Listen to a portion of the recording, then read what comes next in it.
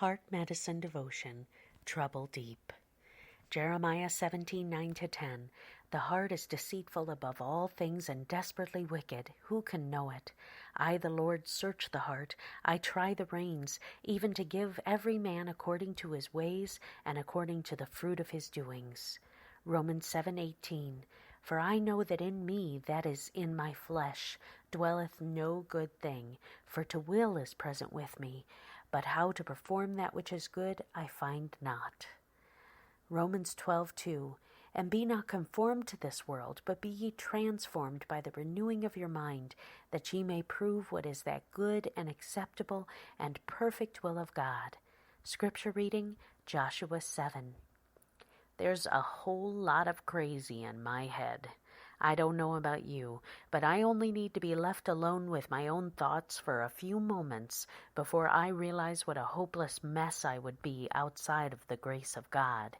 And nothing brings me face to face with my own craziness like considering resolutions for the new year. Even if you understand the pointlessness of New Year's resolutions, you still can't help but contemplate them. Contemplating just how many resolutions it would actually take to tie your life up in a neat little bow is overwhelming, and realizing just how unattainable most of the resolutions are is disheartening. But digging deep within your heart to find out why you have the exact same list of resolutions year after year is nothing short of frightening. In Joshua 7, Joshua himself had to dig deep to unearth the truth. As Moses' successor, he had been on a honeymoon with the children of Israel. God had made some amazing promises in Joshua 1, and it seemed like the milk and honey was already starting to flow. They had crossed the Jordan and brought down the walls of Jericho in spectacular fashion. But Joshua was blind to the rebellion that had taken root in his camp. It was buried deep in the ground under Achan's tent, and although the city of Ai was small and defenseless, Israel was about to go to battle with her not-so-secret weapon, the protective hand of God, and the results would be frightening. The Israelites were soundly defeated by the underdog Ai. 36 Israelite soldiers died, and Joshua immediately knew that something was wrong.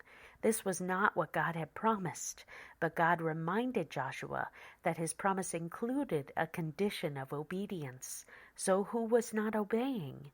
An agonizing investigation followed, and the trail inevitably led to Achan. Once confronted, Achan fessed up quickly to the fancy robe, pile of silver, and chunk of gold that he had taken from Jericho, directly disobeying God's command. But the damage was done. Soldiers had lost their lives because of Achan, and Israel needed to learn a hard lesson about buried sin. The valley where Achan and his family died would be named Achor, the Hebrew word for trouble, a nod to the price of a stolen robe and a rebellious heart. Just as Achan's buried treasure turned conquest into catastrophe, whatever you feed in secret will secretly control you. Whatever regret or fear, whatever burden or pain, whatever habit or weakness you keep caged in the deep recesses of your heart is actually running and ruining your heart. We think we can keep those things hidden away, but in fact, their cage becomes the control room of our lives, where every thought, word, and deed is filtered through the very worst of ourselves. Our resolutions address things that seem simple on the surface, but our obvious flaws are fueled by the things that thrive in the dark corners of our hearts: rebellion, pride, fear, worry, anger, and bitterness. And those are the things that kill you from the inside out. Those are the things that rob you of God's best blessings and saddle you with the same shallow and sad New Year's resolutions every January.